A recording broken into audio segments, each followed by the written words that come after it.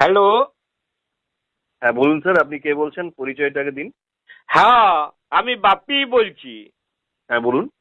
বলি আমার রেল নিয়ে কয়েকটা কমপ্লেন ছিল, বলি যদি একটুকু সময় নিয়ে শুনতেন।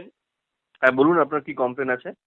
বলছিলাম আমার ওই দিল্লি যাবার টিকিট কাটা ছিল আর কি, তো ট্রেনটা ক্যান্সেল হয়ে গেছে। তো রেল ডিপার্টমেন্ট পুরো টাকাটাই আমার অ্যাকাউন্টে ফেরত দিয়ে দিয়েছে। তো আপনি তো আপনার পুরো টাকাটাই ফেরত পেয়ে গেছেন, তাহলে কিসের কমপ্লেন?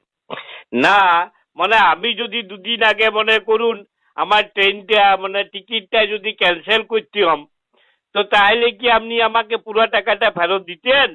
তখন তো আপনি ক্যান্সেলেশন চার্জ 20% কাটিয়ে তারপরে বাকি টাকাটা ফেরত দিতেন। তাহলে আপনারা যখন ট্রেনটা ক্যান্সেল করলেন, তাহলে আমাকে 20% টাকা কেন বেশি দিবেন নাই? না, আমাদের ট্রেনের ডিপার্টমেন্টে তো এরকম কোনো নিয়ম নেই স্যার। হ, আমার তো কমপ্লেনটা ওইখানে।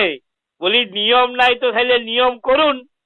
যাত্রীদের জন্য একরকম নিয়ম আর আপনাদের নিজেদের জন্য একরকম নিয়ম, এটা তো ঠিক নয়। বলি আরেকটা কথা, বলি বেশি টাকা রোজগার করার জন্য আপনারা ট্রেনের সিট গুলাকেও ব্ল্যাক করে দিচ্ছেন। কি বলতে চাইছেন? সিট ব্ল্যাক করা হচ্ছে মানে? মানে আমি ভেলোর যাব বলে 2 মাস আগে থেকে টিকিট কেটে রেখেছিলাম, তো ওয়েটিং লিস্টে আমার নাম ছিল। আর 2 মাস পরেও সেই ওয়েটিং লিস্টেই নাম, আমার টিকিট আর কনফার্ম হয় নাই।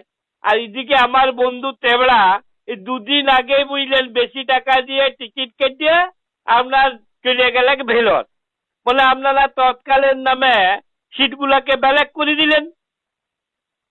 এটা যাত্রীদের সুবিধার জন্য করা হয়। হঠাৎ যদি কারো এমার্জেন্সি কোথাও যাবার দরকার হয়, সেই জন্য রেলের তরফ থেকে এই সুবিধাটা দেওয়া হয়। ই বাবারি, বেশ বলছেন মশাই আপনারা।